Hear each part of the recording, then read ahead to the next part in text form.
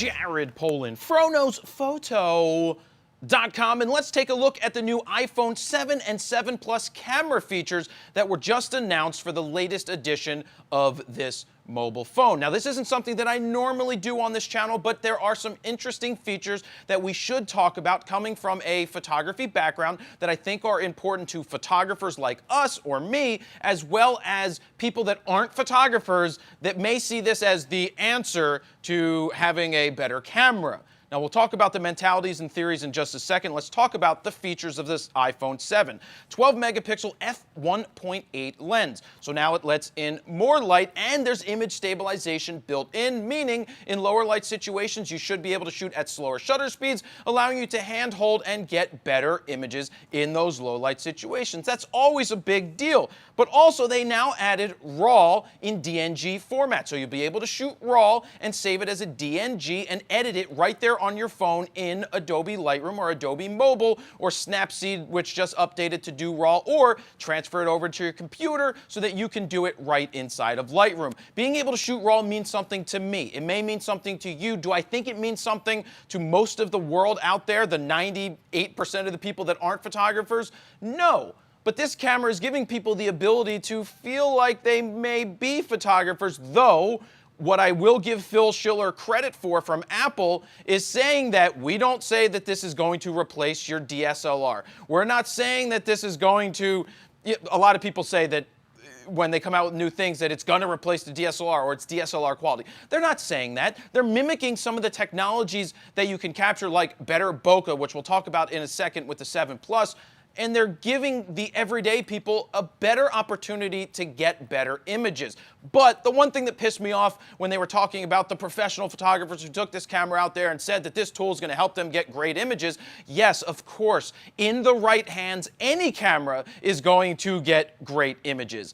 In the normal person's hands, my dad shooting photos, he'll shoot RAW because he knows that I shoot RAW, but is he going to get a quality image because this has a 12 megapixel f1.8 lens and image stabilization and shoots RAW? No. It still comes down to composition and knowing what you're doing.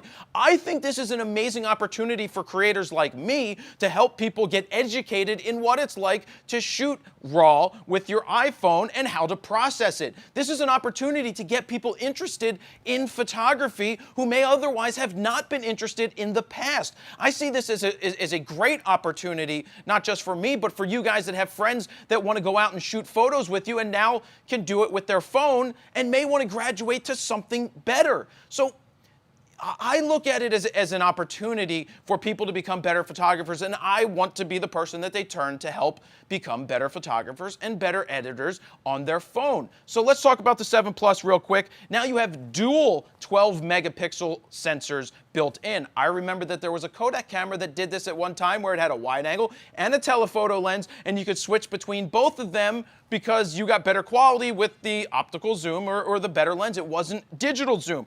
They both, well, so you have the wide angle, and then you have a 56 millimeter sensor. I'm pretty sure that they're both image stabilized. I don't see why they wouldn't be. What else? So it's a 2-time optical zoom. It's pretty good. It's better than what you had before with all straight up digital zoom. But if you want to go into digital zoom, you can now do 10x digital zoom. And coming out later in the year, part of this camera, because you have dual lenses, is they made a big deal out of bokeh. And they called it depth of field, but then they said bokeh, which is fine. They're giving people the ability to get this right inside the camera because of the two lenses. It's going to create some kind of image thingy going on in the camera that's going to allow you to defocus the background based off of the two lenses, or maybe it's just software driven, who knows. But it's giving the people a taste for bokeh, for out of focus areas. Now the problem is when people decide that they want to go and get a DSLR, they're not going to know what to do, but that's where people like me come in handy, because we're going to teach people how to do that.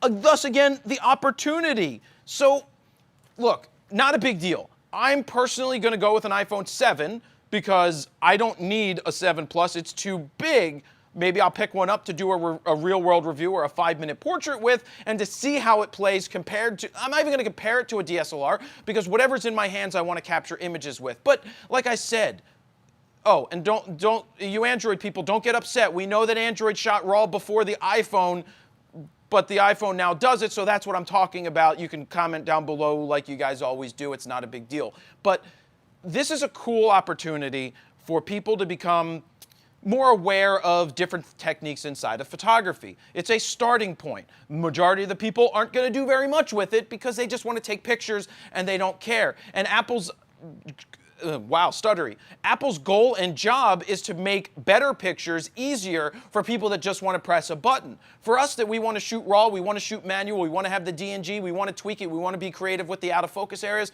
we're going to be able to pull better images out of it, better composition than the 98% of the people that just want to take pictures. So I see it as an opportunity. Just wanted to talk about the features that the camera is offering and the new iPhones are offering, and thought it was a great thing to talk about. What do you guys think? Are you worried? I do like that Apple didn't say that it's going to replace a DSLR like so many cameras have tried to do before. They acknowledge it, and their goal, let everyday people get better pictures. That's about it. Let me know what your comments are down below. Jared Polinfronos, photo.com. See ya.